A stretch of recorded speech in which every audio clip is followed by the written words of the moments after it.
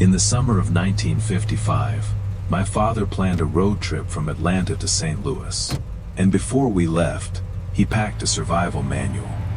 Not a map, not a Bible, not a pistol. A small green book, thin enough to fit in the glove compartment. Important enough to decide whether we ate, slept, or made it home at all. That was the thing about traveling while black in 1955. People like to remember the chrome, the bright diners, the open road, the family car pointed toward freedom. But for us, the highway did not feel open. It felt conditional. Every mile came with a question. Where can we stop? Who will serve us? What town do we need to clear before dark? What happens if the gas runs low in the wrong place? I was 10 years old that summer. My little sister slept beside me in the back seat of my father's dark green Chevrolet. The cloth seats smelled like warm vinyl, fried chicken, and the worry my parents kept trying not to show. My mother packed enough food for 3 days. Not because she loved picnics, though that is what she told us. She packed fried chicken in wax paper, hard-boiled eggs, biscuits wrapped in towels, apples, cornbread, glass bottles cushioned so they would not break when the road got rough. At 10 years old, I thought she was being prepared. I did not yet understand she was planning for refusal. Because out on the road, a restaurant could turn us away. A motel could lie and say it was full. A gas station could refuse to pump a single gallon. And if night came before we found somewhere safe, the danger changed shape. There were towns in America where being black after sundown was treated like provocation. No law written on the books. No sign a sheriff needed to post. Just the understanding. You do not stay. You do not ask questions.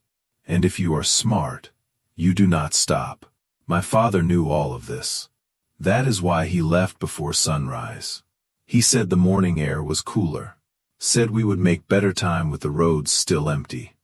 That was true, but it was not the whole truth. Fewer cars meant fewer eyes, fewer questions, fewer chances for trouble to notice us. I remember the street lights of Atlanta falling away behind us. My sister asleep against my shoulder. The engine humming. My mother in the front passenger seat with one hand on her purse, and the other resting near the glove compartment. Because inside that compartment, next to the registration in my father's driving gloves, was the book. The Negro Motorist Green Book, published by Victor H. Green. My father checked it more often than he checked the road map. Before we left, I watched him circle towns in pencil, draw careful lines between addresses, mark certain places with an X. At the time, I thought he was planning a vacation. Now I understand he was planning a route through exclusion. Every address in that book meant the same thing. Here, you may enter. Here, you may ask for a room and not be humiliated. Here, someone will fill your tank and take your money without pretending you are the problem. Here, you and your children may exist for one night without negotiation. That is what the Green Book was. Not just a directory. A map of conditional safety. A network built by people who understood that official America could not be trusted to welcome them. The first hours of the drive felt almost normal. The morning was cool. The road was quiet. My father even hummed with the radio for a little while. Then we crossed into different country. And the feeling inside the car changed. My mother stopped humming first. My father sat a little straighter. And when we passed through small towns, all of us went quiet without anyone having to say a word.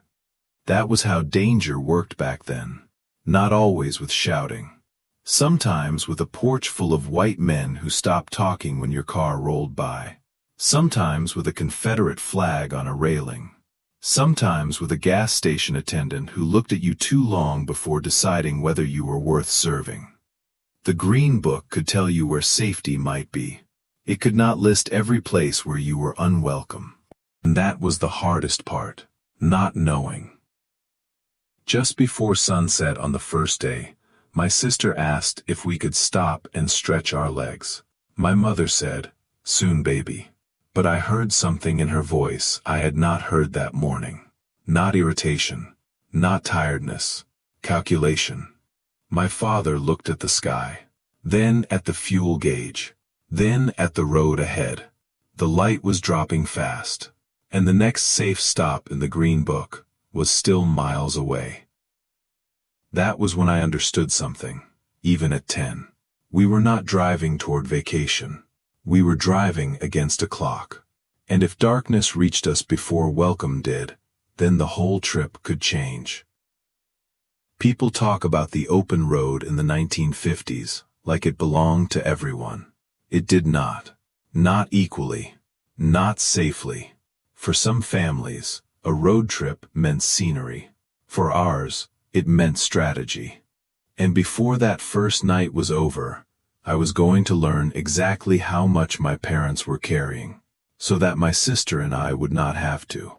The sky turned orange faster than my father liked. You could see it in the way his hands tightened around the steering wheel. Not panic, not yet, but attention. My mother opened the Green Book again. She had already checked the page twice that afternoon. Still, she checked it again, running her fingers slowly down the column of towns, motor courts, tourist homes, gas stations. The next safe stop was still nearly 40 miles ahead. That might not sound like much now, but in 1955, with a black family in the wrong county after dark, 40 miles could feel like 1,000. My sister asked again if we could stop. She had been sitting still for hours. 10-year-old legs only stretched so long. Soon, my mother said, always the same word, soon. But I noticed something. She wasn't looking at the road, she was looking at the sky. The color was changing fast, orange fading to purple, purple slipping toward blue, the kind of light that made adults nervous. We passed a small town just as the first street lamps flickered on. A barber shop, a grocery store, two men standing outside a hardware store watching cars go by. When our Chevrolet rolled past, their conversation stopped. They didn't wave, they didn't shout, they just watched. My father kept the exact same speed, not slower, not faster, invisible. No one spoke until the town disappeared in the rearview mirror. Then my sister asked something that made the whole car go quiet. Why didn't we stop there? My mother smiled, the same careful smile she had used all morning. That town didn't have anything we needed. But when I looked at my father's face in the mirror, I understood. That town had something we didn't want. We drove another 20 miles before the gas needle dropped lower than my father liked. A quarter tank. He tapped the gauge with his finger. Sometimes that helped. Sometimes it didn't. Up ahead a gas station appeared beside the road, a single pump, a wooden building with a Coca-Cola sign hanging crooked above the door. My father slowed the car, then stopped at the edge of the gravel lot. The man behind the pump stepped out slowly. He wiped his hands on a rag, looked at our car, then looked at my father.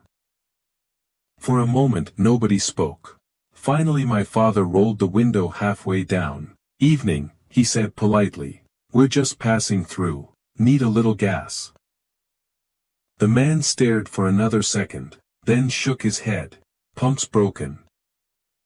My father glanced at the pump. The hose hung neatly on the side, the glass tank above it looked full. But he nodded anyway. "Appreciated," he said. And he drove away. My sister turned around in the back seat, but the pump looked fine. No one answered her. A mile down the road, my mother opened the Green Book again. Her finger moved quickly this time. Scanning, calculating. "There's one," she said, quietly. 30 miles north. 30 miles. My father looked at the gas gauge again. The needle hovered just above empty. He nodded once. "We'll make it." But I noticed something. For the first time that day, he turned the radio off. The car felt different without the music. Quieter, tighter. My mother began talking to us about school, about what we wanted to do when we got older. Anything to keep our minds busy. But the adults weren't thinking about school. They were thinking about distance, about fuel, about daylight disappearing behind us. The sky went dark before we reached the next town. Only the headlights and the thin ribbon of road ahead. Every few minutes my father leaned forward slightly, watching for the sign he had memorized from the Green Book. Then finally, a small wooden board appeared beside the highway. Hand-painted letters. Faded but still clear. Mabel's Motor Court, colored welcome. My father pulled into the gravel driveway. First time in nearly an hour. The woman who owned the place stepped out onto the porch before the engine even stopped. Round face, apron tied at the waist. A smile that felt like sunlight after a storm. "Well now," she said. "You folks must be tired." My mother almost, with relief. "Yes, ma'am," she said. "We surely are." The room she showed us was small. 2 beds. Clean sheets. A tiny bathroom in the corner. Nothing fancy. But to my parents, it might as well have been the Ritz. My mother touched the sink like she couldn't believe it was ours for the night. Mabel brought us sweet tea. Then she leaned against the doorway and looked at my father. "You traveling north?" "Yes, ma'am." "St. Louis." She nodded. Then she walked to the kitchen table and pulled out her own copy of the Green Book.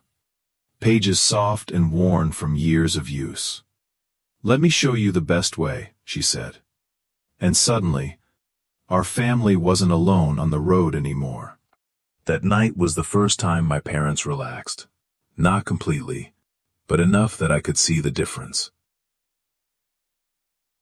At Mabel's kitchen table, the armor came off. Just a little. She brought out plates of collard greens, fresh cornbread, ham that had been slow cooking since afternoon.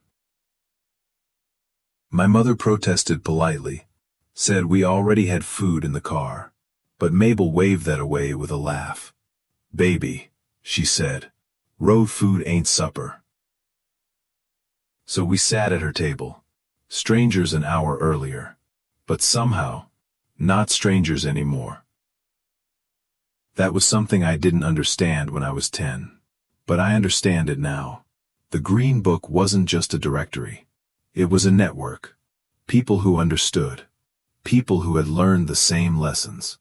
People who knew exactly why a tired family would pull into their yard just before dark. While we ate, my father and Mabel compared notes. Not about weather, not about sightseeing, about roads, about towns, about risk. "Don't take Highway 61 through that next county," Mabel said. "Sheriff there got a reputation." My father nodded slowly. He had already circled that town in pencil. "Better go 20 miles east first," she continued. "Then cut north." She pulled the Green Book closer and circled another address. A gas station, owned by a man named Leroy. "Tell him Mabel sent you," she said. "He'll take care of you." My father wrote the name down carefully, like a soldier memorizing coordinates. Later that night, I lay awake in the small room listening to my parents talk. They thought we were asleep. My mother spoke first. "You think we'll make it without trouble?" My father waited a moment before answering. "Probably. Probably." At 10 years old, that word sounded reassuring. Now I understand what it meant. It meant uncertainty, wrapped in calm. The next morning we left before sunrise again. Mabel packed us biscuits and apples for the road. Refused to take $1 for them. "Just pass it along someday," she said. "Help somebody else traveling." That was the deal. That was how the network survived. You helped the family in front of you, and trusted someone ahead would help you. The road through Missouri was beautiful. Rolling green hills, long fences, fields that stretched forever. My sister pointed out cows. My mother named trees. My father kept one hand on the steering wheel, and the other resting near the glove compartment, because the Green Book stayed close, always within reach. Around midday, we stopped at the gas station Mabel had marked. The sign said Leroy's Service, paint peeling, but the pump was clean. A tall man stepped out from the garage, wiping grease from his hands. He looked at my father. Then he looked at the Green Book sitting on the dashboard, and he smiled. "You folks come from Mabel's place?" My father nodded. "Yes, sir." "Well then," Leroy said, "let's get you filled up." He pumped the gas, checked the oil, cleaned the windshield, all without making us feel like we were asking for something special. Just another customer, another family passing through. That simple normalcy felt like a gift. Further north, we stopped at a diner listed in the Green Book. 6 booths, a long counter, the smell of bacon in the air. Every customer inside was black. Every worker behind the counter too. The owner greeted my father like he had been expecting us. "Breakfast all day here," he said proudly. "Best pancakes in Missouri." And he might have been right. We sat by the window while sunlight filled the room. My sister laughed. My mother finally leaned back in her seat. My father even joked with the cook. For a little while, we weren't travelers calculating risk. We were just a family eating breakfast. But when the plates were cleared, I saw it happen again. The change. My father reached for the Green Book. Checked the next town. Next safe stop. The armor sliding back into place, because the road outside that diner was still the same road we had started on, and every mile north still had to be earned. We reached Illinois sometime in the late afternoon. The air felt different there. Cooler, quieter. Or maybe that was just my parents finally letting themselves breathe a little deeper. By the second day on the road, my sister and I had learned something without anyone explaining it. There were 2 kinds of places. Places where the car slowed down, and places where it didn't. The places where we slowed were rare. Safe stops listed in the Green Book. Gas stations with owners who nodded politely. Motor courts with lights left on for travelers like us. Dinners where no one stared when we walked in. Everywhere else, we passed through like ghosts. Late that afternoon, we stopped at another diner from the Green Book. Small, 6 booths, a long counter, a radio playing softly in the corner. Every person inside was black. Customers, cook, waitress, owner. For the first time in 2 days, my father didn't check the door every time it opened. My mother laughed at something the waitress said. My sister spun slowly on the stool beside the counter. The owner was a tall man with a deep voice and careful hands. He said he had worked as a Pullman porter for 20 years before saving enough money to open the diner. "Breakfast all day," he told us proudly. "People travel better on pancakes." My father ordered for all of us. Pancakes, eggs, bacon, hot coffee for the adults, milk for us kids. The food came fast, simple, perfect. While we ate, the man behind the counter asked my father where we were headed. "St. Louis," my father said. The owner nodded slowly. "You're almost there." Then he leaned closer, lowered his voice just a little. "Stick to the highway when you cross the river tonight." My father nodded once. Understood. No questions needed. That was the way information moved back then. Quiet, direct, trusted. When we left the diner, the owner shook my father's hand. Then he looked down at my sister and me. "You two take care of your parents," he said. My sister giggled, but my father's smile carried something heavier. Gratitude. We crossed the Mississippi just before sunset. The bridge stretched wide over the water, steel beams cutting the sky into pieces. I pressed my face against the window, watching the river slide beneath us. It looked endless, powerful, old. On the other side of the bridge, St. Louis waited. My aunt's neighborhood was nothing like the towns we had passed through on the road. Porches full of people, children playing in the street, music drifting from open windows. When our car pulled up to the house, it felt like the whole block noticed. Doors opened. Voices called out. Someone shouted my aunt's name. She came running out the front door before my father even turned off the engine. Tears in her eyes, arms wide open. "My lord," she said, "you made it." My mother hugged her so tight they almost knocked each other over. My father stood there smiling quietly, like a man who had finally set down a heavy suitcase. That week in St. Louis felt like breathing after holding your breath underwater. Barbecue in the backyard. Church on Sunday. Laughter spilling across front porches after sunset. No one asked if the road had been difficult. They already knew. Everyone there had traveled those same highways. Everyone understood what the Green Book meant. But vacations end. Even the safe ones. The morning we left, my aunt packed food for the drive home. More fried chicken, more cornbread, wrapped carefully in foil and paper. Before we got in the car, my father opened the glove compartment, took out the Green Book, checked the pages again. Always the Green Book.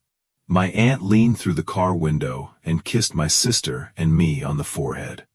"Be good," she said. Then she looked at my father. "Drive safe." He nodded. "Always do." And just like that, the trip started again. Same roads, same calculations, same quiet tension riding in the car with us. Because going somewhere safely was only half the journey. You still had to make it home. The drive back felt longer. Not because the miles had changed. The road was the same. The towns were the same. The distance between Atlanta and St. Louis had not grown overnight. But we had seen enough by then to understand what the road really was. We stopped at some of the same places. Mabel's Motor Court, the diner with the breakfast pancakes, Leroy's gas station with the clean pumps. Familiar faces in unfamiliar country. Proof that the network held. Proof that the Green Book worked. Each stop felt like stepping onto a small island in a wide ocean. Safe for a moment, then back into the current again. When we finally turned onto our street in Atlanta, my father parked the car in the driveway. And for a moment, he didn't turn off the engine. The motor hummed softly. The house lights glowed in the windows. Everything looked exactly the way we had left it. My mother reached over and placed her hand on his shoulder. He covered it with his own. Neither of them said a word. But even at 10 years old, I understood something had just happened. We had made it, there and back, together, safe. That was enough. 70 years have passed since that trip. I am an old man now, older than my father was when he drove that Chevrolet north in the summer of 1955. But I still remember the weight of that small green book in his hands, the way he checked it like scripture, the way my mother studied its pages like a map through a storm. People today look back at the 1950s and see something simple. Classic cars, bright diners, happy families on the open road. And yes, there was beauty in those pictures. But there was something else too.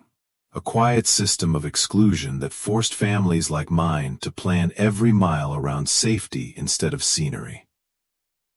Victor H. Green published the Negro Motorist Green Book from 1936 until 1966. For 30 years, black families carried it the way travelers once carried compasses. Not because they wanted to, because they had to. Inside those thin pages were addresses, motor courts, gas stations, restaurants, tourist homes. But what the book really contained was something much bigger. A map of community, a network of people who understood the danger and decided to take care of each other anyway. Mabel didn't have to open her motor court. Leroy didn't have to pump our gas. The diner owner didn't have to make pancakes for strangers passing through town. But they did, because someone had once done the same for them.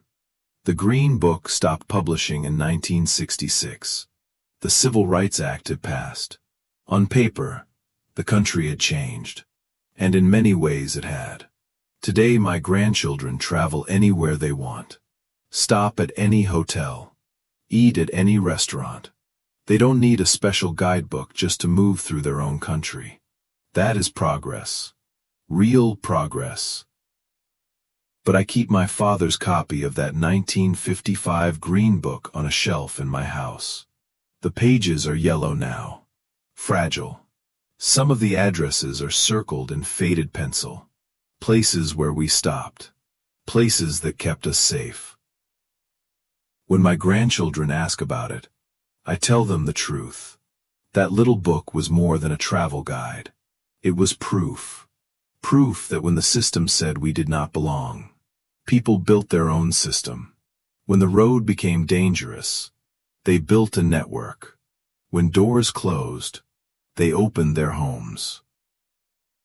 The Green Book is history now, but the courage behind it, the cooperation behind it, the quiet determination to keep moving forward, that part of the story still matters. Because the open road that people celebrate today did not become open by accident. It became open because families like mine kept driving anyway, kept traveling anyway, kept refusing to disappear. We packed the car, we checked the Green Book, and we set out, not because the road was safe, but because we believed we had the right to travel it. And mile by mile, stop by stop, kindness by kindness, we proved that we did.